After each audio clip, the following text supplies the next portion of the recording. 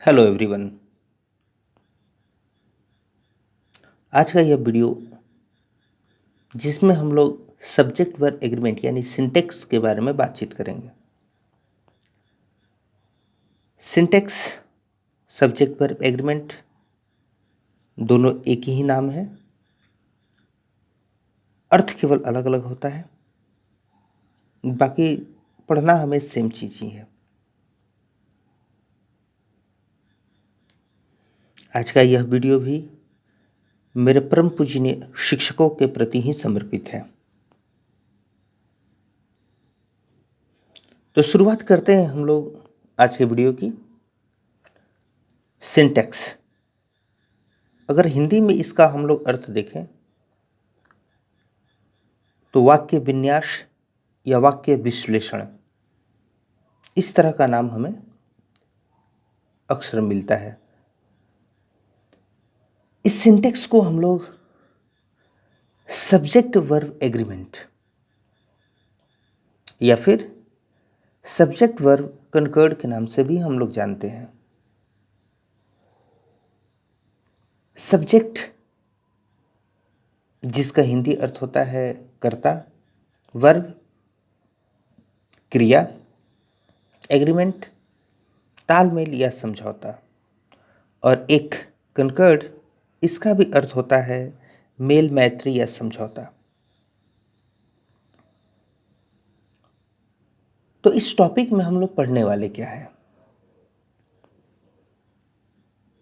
तो जैसा नाम से ही स्पष्ट है,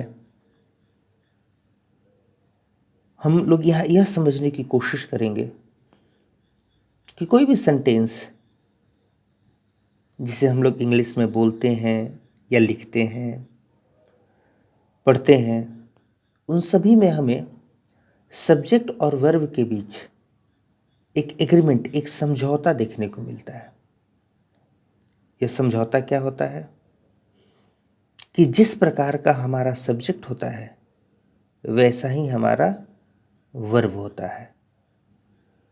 सब्जेक्ट सिंगुलर तो वर्ब सिंगुलर, सब्जेक्ट प्लूरल तो वर्ब प्लूरल प्रयोग किया जाता है। इसी प्रोसेस को, इसी प्रक्रिया को हम लोग सब्जेक्ट वर्ब एग्रीमेंट कहते हैं। अगर इसके डिफिनेशन की भी हम लोग बात करें तो इसी बात को समझाया गया है। In the sentence the verb agrees with the subject in number and person. वाक्य में क्रिया अपने कर्ता के नंबर और पर्सन के अनुसार एग्री रहता है, और इसे ही हम लोग सब्जेक्ट वर्ब एग्रीमेंट कहते हैं। That means verb is use according to the number and person of the subject. क्रिया का प्रयोग अपने कर्ता के नंबर और पर्सन के अनुसार किया जाता है, जिसे हम लोग सब्जेक्ट वर्ब एग्रीमेंट के नाम से जानते हैं।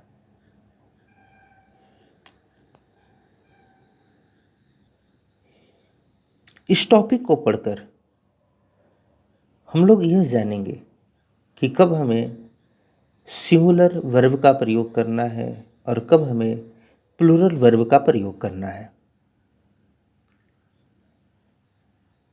अगर इस छोटे से मैप पर हम लोग ध्यान दें तो जो हमारा सब्जेक्ट होता है, यह सब्जेक्ट सिंगुलर और प्लूरल दो तरह से सेंटेंस में प्रयोग किया जाता है। बिल्कुल वैसे ही हमारा वर्ब भी सिंगुलर और प्लूरल दो फॉर्म में वाक्य में प्रयोग किया जाता है। और इसी बात को हमें इस टॉपिक में समझना है कि कब हमें सिंगुलर वर्ब का प्रयोग करना है और कब हमें प्लूरल वर्ब का प्रयोग करना है। तो एक छोटी सी बात तो हम लोग जानते हैं कि जब सिंगुलर सब्जेक्ट रहेगा तो वर्ब सिंगुलर आएगा, और जब प्लूरल सब्जेक्ट होगा तो वर्ब प्लूरल आएगा। तो बेसिकली हम लोग ध्यान क्या देंगे अपने इस टॉपिक में?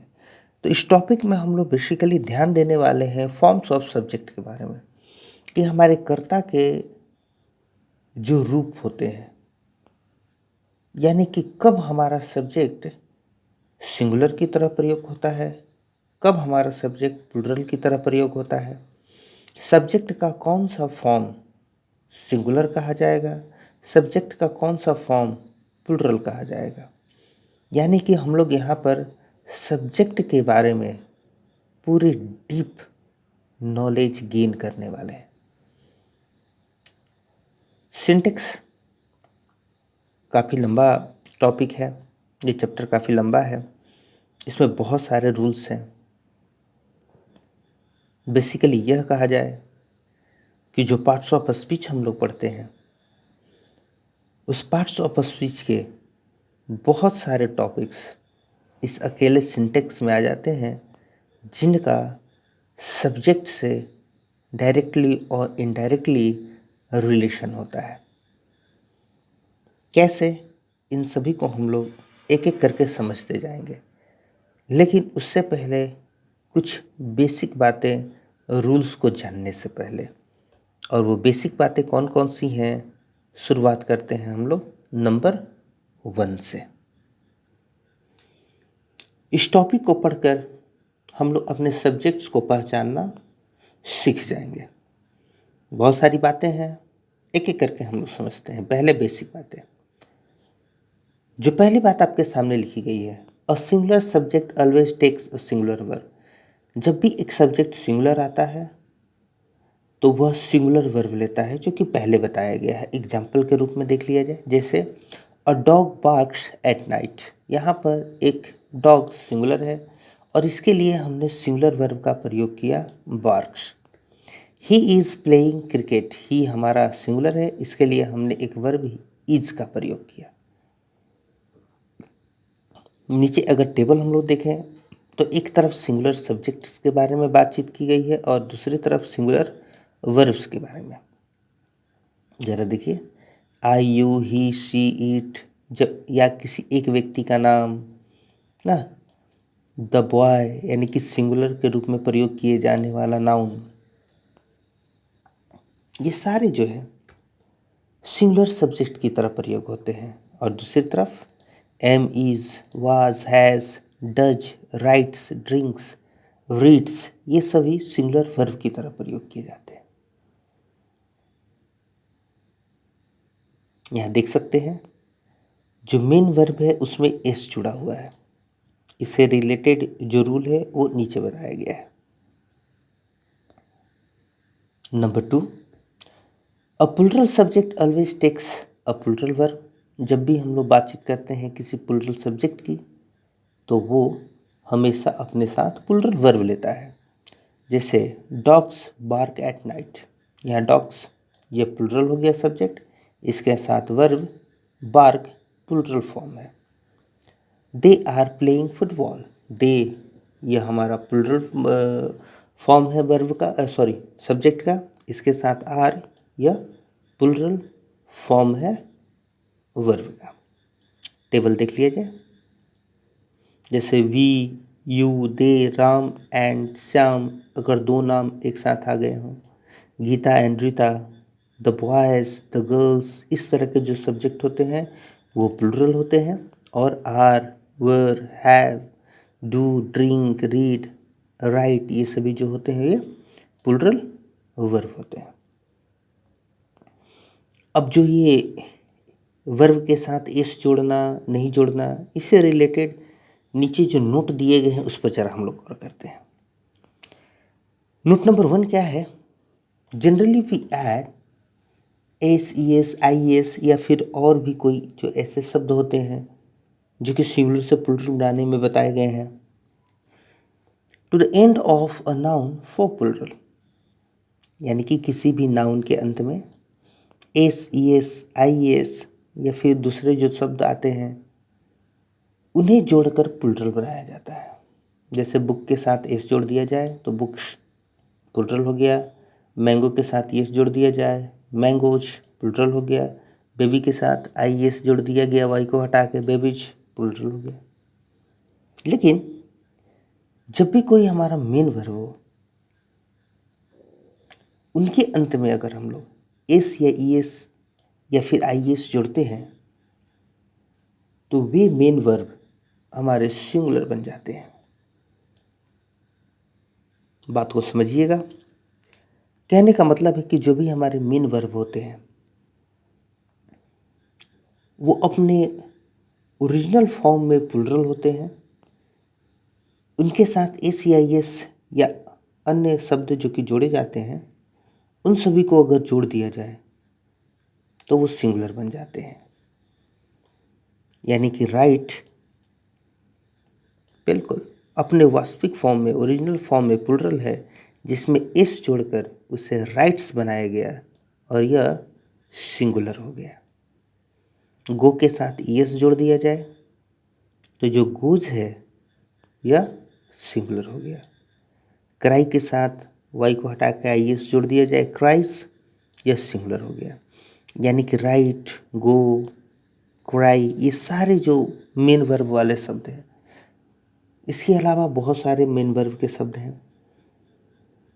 अगर हिंदी में देखा जाए तो 90% वैसे वर्ड्स आते हैं जिनके अंत में ना जुड़ा होता है। उनका इंग्लिश कर लें और वे सारे जो शब्द होंगे वो वर्ब के होंगे और उन वर्ब्स का ओरिजिनल फॉर्म प्लूरल होगा और उनके साथ एस या फिर दूसरे जो शब्द जोड़े जाते हैं उनको जोड़ दिया जाए तो वो सिंगुलर बन जाते हैं। इसीलिए अगर हम लोग अपने एग्जाम्पल्स पर ध्यान दें तो यहाँ अ डॉग जो कि सिंगुलर है उसके साथ बार्क में इस जोड़ करके इसे सिंगुलर बनाया गया है। और इस एग्जाम्पल पर ध्यान दिया जाए, डॉग्स जो कि प्लूरल सब्जेक्ट है उसके साथ बार्क में इस नहीं जोड़ा गया है जो कि वास्तविक फॉर्म है और ये अपने ओरिजिनल फॉर्म में बार्क जो है ये प्लूरल है। तो इस छोटी सी बात को आप लोग ध्यान में रखिएगा। इसके बाद हम लोग बातचीत करने वाले हैं जो रूल्स हैं उन रूल्स पर। तो रूल नंबर 1 हम लोग जरा इस पर ध्यान दें।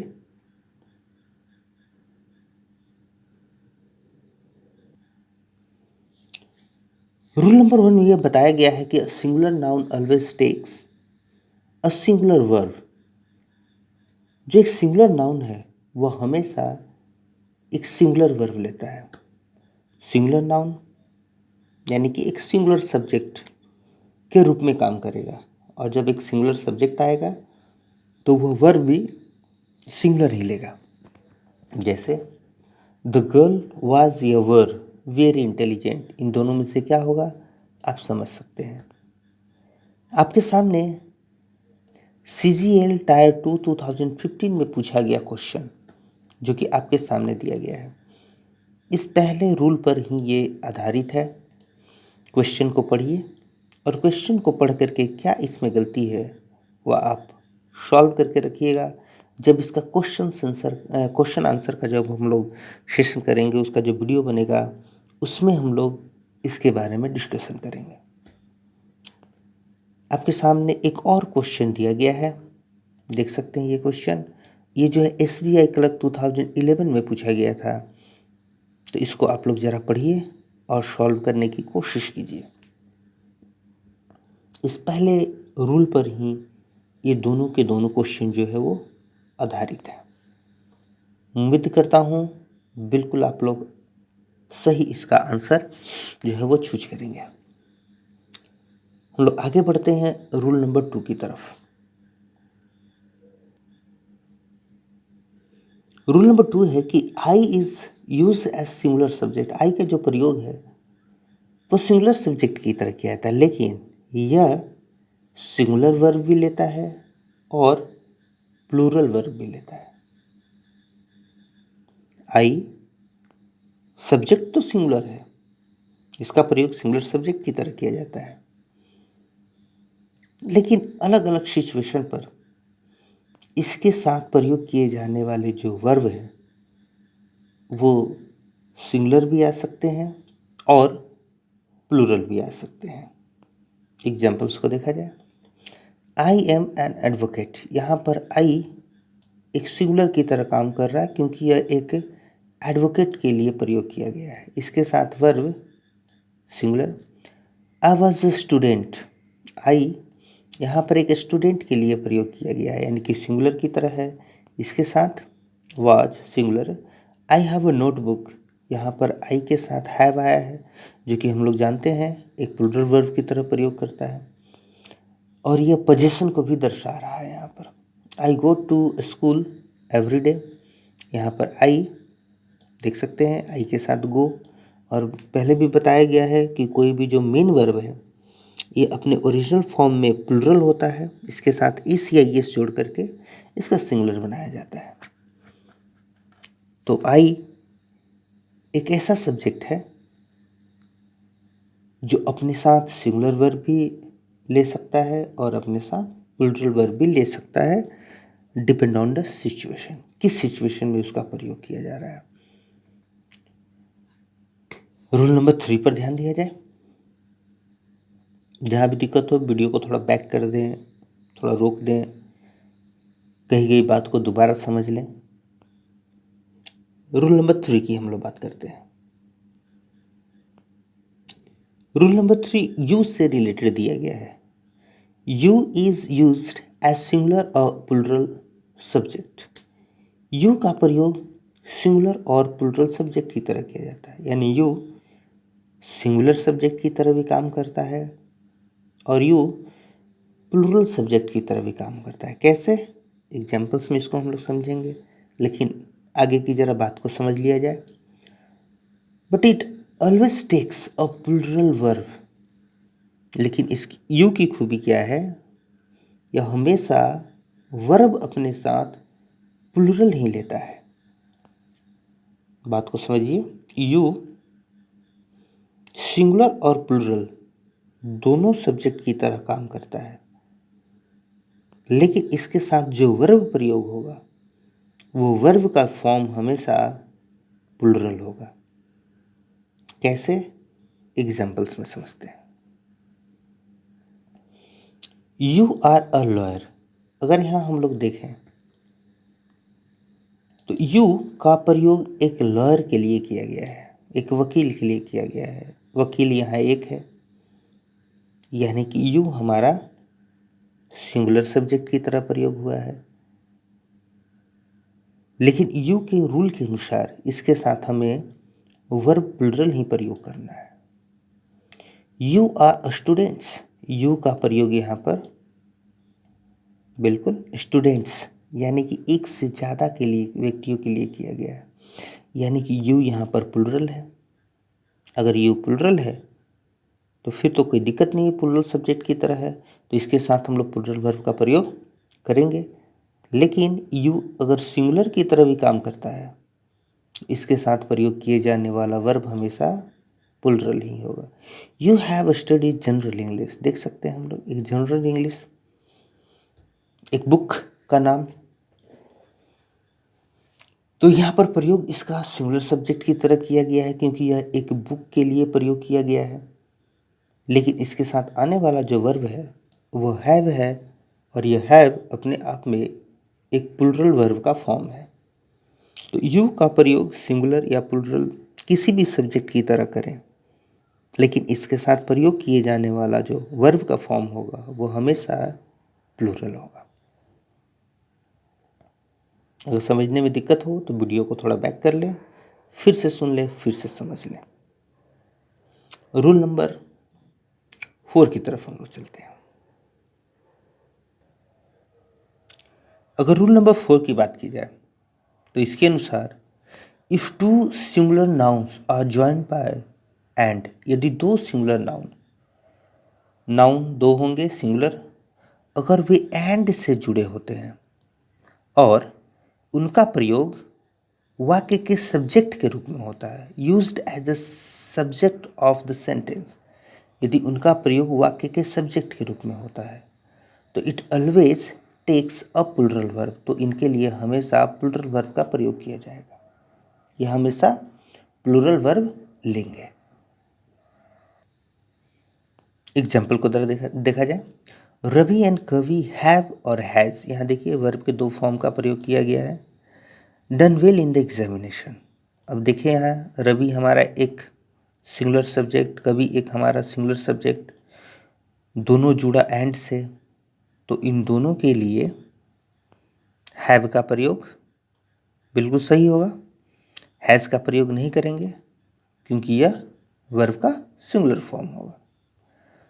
अ सन एंड अ मदर लव और लव्स ईच अदर, बिल्कुल।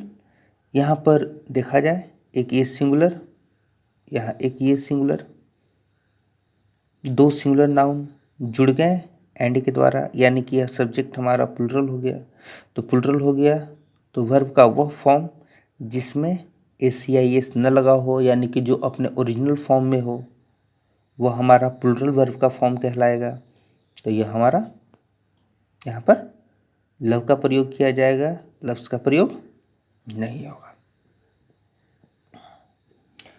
रूल नंबर 5 बड़ा ही इंटरेस्टिंग रूल है, लेकिन इसके बारे में डिस्कशन हम लोग लास्ट में करेंगे, क्योंकि इससे पहले कुछ दूसरी बातें जो है वो हमें समझनी जरूरी है। अभी हम लोग बात करते हैं रूल नंबर 6 के बारे में।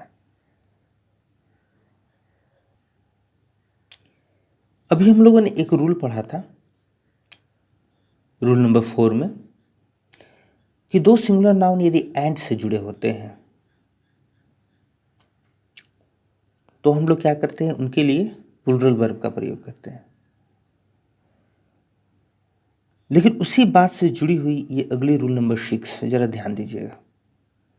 इसके अनुसार अगर दो सिंगुलर नाउन एंड से जुड़े होंगे और पहले सिंगुलर नाउन का शुरुआत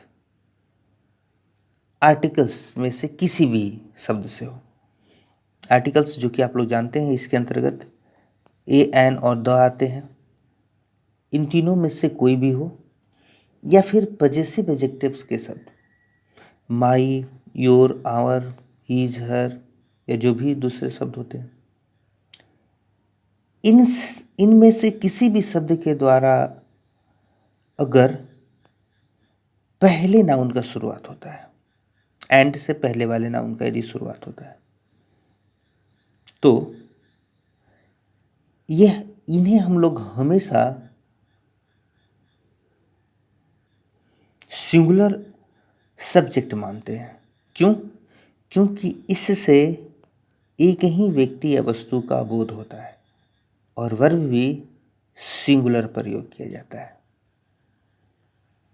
एग्जाम्पल को देखिए, द प्रिंसिपल एंड सेक्रेटरी, यहाँ पर दो सिंगुलर नाउन आए, एक आया प्रिंसिपल और दूसरा आया सेक्रेटरी। दो सिंगुलर नाउन है और इन दोनों सिंगुलर नाउन में से जो हमारा पहला ही नाउन है प्रिंसिपल, इसके पहले आर्टिकल का एक शब्द आ गया। तो इस तरह जो इसे लिखा गया है, इससे हमें पता यह चलता है कि यह जो प्रिंसिपल है वही व्यक्ति सेक्रेटरी भी है, यानी कि इन दोनों के प्रयोग से एक ही व्यक्ति का बोध हो रहा है। जो प्रिंसिपल है वही सेक्रेटरी है, यानी कि स्कूल का अगर कोई एक पोस्ट है तो उस पोस्ट पर एक ही व्यक्ति है जो कि प्रिंसिपल भी है और अपने आप को वो सेक्रेटरी का जो कार्यभार है वो भी अपने पास रखा हुआ है। तो जब भी आपको दो नाउन एंड से जुड़े हुए मिले और जो पहला नाउन है यानी एंड से पहले जो नाउन आया है उस नाउन के पहले कोई भी आर्टिकल्स हो या आर्टिकल्स ना हो तो पजेसिव एडजेक्टिव वाले कोई भी अगर शब्द हो तो समझ जाना है कि यह दोनों जो नाउन प्रयोग किया गया है वो एक ही व्यक्ति के लिए किया गया है और इस तरह से यह सब्जेक्ट जो है वो हमारा सिंगुलर होगा और वर्ब भी जो है वो सिंगुलर ही प्रयोग किया जाएगा। सेकेंड एग्जाम्पल देखिए, my uncle and guardian, possessive adjective का वर्ड माई आया है, इसके बाद नाउन एक अंकल आया है और एंड के बाद एक नाउन गार्जियन आया है।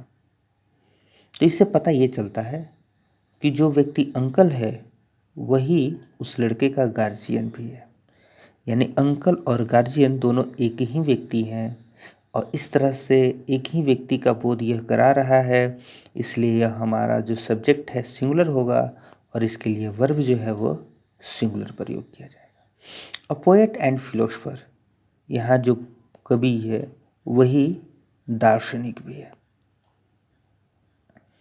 तो इस तरह से एक ही व्यक्ति का बोध हो रहा है, इसलिए सिंगुलर वर्ब का प्रयोग किया गया है। तो देख सकते हैं, इसको बड़ी ही आसानी से आप लोग सॉल्व कर देंगे। तो इसे आप लोग सॉल्व कर दें। हम लोग नोट वाले रूल की तरफ आगे बढ़ते हैं।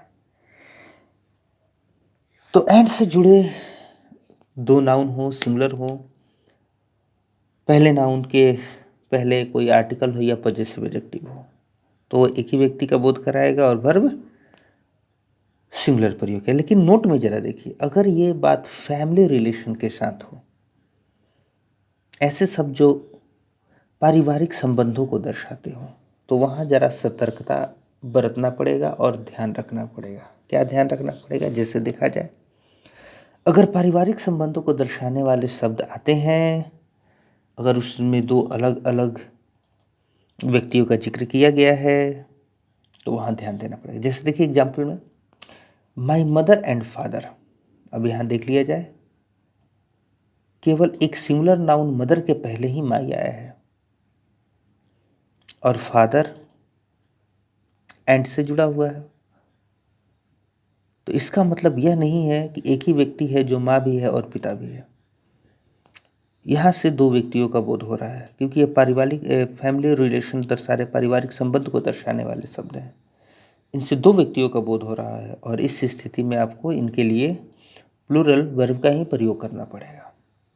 अंकल एंड आंट, ये एक ही व्यक्ति नहीं है जो चाची भी है और चाचा भी है। ये दोनों जो है अलग अलग होंगे और इनके लिए आपको क्या करना पड़ेगा? प्लूरल वर्ब का प्रयोग करना पड़ेगा। तो ध्यान दीजिएगा, जब भी पारिवारिक रिलेशन को दर्शाने वाले शब्द आएंगे तो वहाँ पर ये एंड वाले रूल बिल्कुल ध्यान से प्रयोग करना पड़ेगा।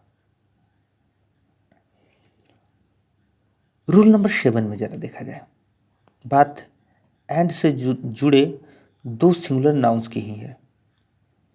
यहाँ ये बताया गया है कि अगर दो सिंगुलर नाउन एंड से जुड़े हों और उन दोनों नाउन के पहले किसी आर्टिकल के शब्द का प्रयोग किया गया हो या फिर पॉजेसिव एडजेक्टिव के शब्द का प्रयोग किया गया हो, तो इससे दो अलग अलग व्यक्तियों का बोध होता है और इनके लिए वर्ब हमारा प्लूरल आता है। देखिए, जैसे the principal and the secretary. अब यहाँ यह पता चल रहा है कि प्रिंसिपल एक अलग व्यक्ति है और जो सेक्रेटरी है वह एक अलग व्यक्ति है। तो जरा इस पर ध्यान दीजिएगा, जब भी एंड से जुड़े दो सिंगुलर नाउन्स आपको मिलते हैं तो ऐसा नहीं समझना है कि एंड से जुड़ गए हैं दो नाउन्स, दैट मीन्स कि हमारा सब्जेक्ट जो है वो हमेशा प्लूरल ही होगा। ध्यान देना पड़ेगा कि जो दोनों नाउन्स प्रयोग किए गए हैं उनके पहले आर्टिकल या पॉजेसिव एडजेक्टिव के शब्द तो नहीं प्रयोग किए गए हैं, पारिवारिक रिलेशन को दर्शाने वाले शब्द तो नहीं है। पारिवारिक रिलेशन को दर्शाने वाले शब्द होंगे तो फिर वहाँ ध्यान दीजिएगा किस तरह से प्रयोग करना है। जैसे my uncle and my guardian, देख लीजिए, दोनों के पहले माई का प्रयोग किया गया है, तो इससे यह पता चल रहा है कि यह दो व्यक्ति हैं, वर्ब इनके लिए प्लूरल ही आएगा। A poet and a philosopher, यहाँ पर भी दो नाउन आए हैं, सिंगुलर एंड से जुड़े हैं, दोनों के साथ आर्टिकल के शब्द है, दैट मीन्स कि दो व्यक्तियों का बोध कराया जा रहा है, तो यहाँ पर वर्ब जो है वो प्लूरल होगा। तो यहाँ जो एक क्वेश्चन दिया गया ओरिएंटल बैंक ऑफ कॉमर्स में, ये पूछा गया है क्लर्क के एग्जाम में 2011 में, इसको आप लोग पढ़िए और समझिए। बाकी क्वेश्चन आंसर का जो वीडियो बनेगा उसमें इसको सॉल्व कराया जाएगा। 8 नंबर में ज़रा देखिए, 8 नंबर में क्या समझाया गया है, यहाँ पर एडजेक्टिव्स की बात की जा रही है।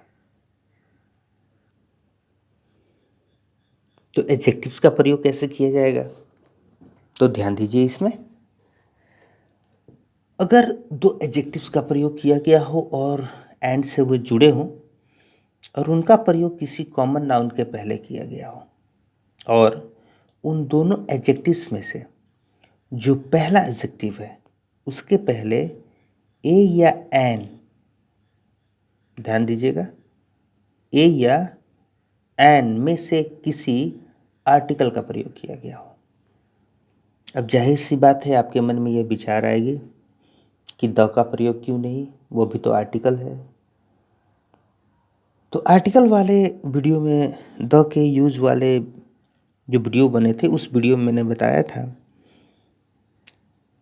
कि अगर किसी एडजेक्टिव्स के पहले, किसी भी एडजेक्टिव के पहले यदि आप द का प्रयोग कर देते हैं तो वह उस पूरे वर्ग का बोध कराने लगता है। इसलिए यहाँ पर चूंकि इनके बाद एक कॉमन नाउन आया हुआ है, आपको द का प्रयोग नहीं करना है। तो ए या एन में से किसी का अगर प्रयोग किया गया हो तो इनके प्रयोग से वह एक ही व्यक्ति, वस्तु या एक ही विचार का बोध कराते हैं और सिंगुलर सब्जेक्ट की तरह काम करते हैं और वर्ब भी सिंगुलर लेते हैं। जैसे a black and white cat, यानी कि यहाँ पर एक ही बिल्ली है जिसमें रंग काला भी मौजूद है और सफ़ेद भी मौजूद है। चूँकि एक ही बिल्ली का बोध कराया जा रहा है इसलिए वर्ब हमारा सिंगुलर वाज का प्रयोग किया गया है। बिल्कुल इससे रिलेटेड ही अगला रूल है। ये क्या कहता है कि अगर एडजेक्टिव्स का प्रयोग किया गया हो किसी कॉमन नाउन से पहले और उन एडजेक्टिव्स को एंड से जोड़ करके प्रयोग किया गया हो और दोनों एडजेक्टिव के पहले बिल्कुल ए या एन मौजूद हो तो उससे अलग अलग व्यक्ति विचारों का बोध होता है और प्लूरल सब्जेक्ट की तरह काम करता है और वर्ब प्लूरल प्रयोग किया जाता है। जैसे यहाँ देख लिया जाए, a black and a white cat, बिल्कुल एक काली और एक सफ़ेद बिल्ली, यानी कि काली बिल्ली अलग है और सफ़ेद बिल्ली अलग है। दो बिल्लियों का बोध कराया गया है। इससे हमारा सब्जेक्ट प्लूरल हो गया है और इसके लिए जो हमारा वर्ब है वह वर्ब प्लूरल प्रयोग किया गया है। तो किस तरह से एंड से जुड़े जो कुछ बातें हैं उन पर हम लोग ध्यान देंगे, इसके बारे में हम लोगों ने डिस्कशन किया। अभी एंड से जुड़े और भी जो रूल हैं उनको हम लोग नेक्स्ट वीडियो में कवर करेंगे। रूल नंबर 9 से नेक्स्ट वीडियो में जो है हम लोग आगे पढ़ेंगे। आज का वीडियो यहीं तक रहने दिया जाए।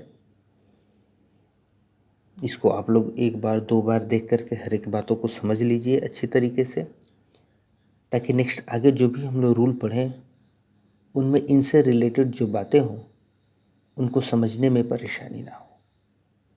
तो बिल्कुल आज का वीडियो यहीं रहने दिया जाए। सभी को मेरे तरफ से बिल्कुल बाय।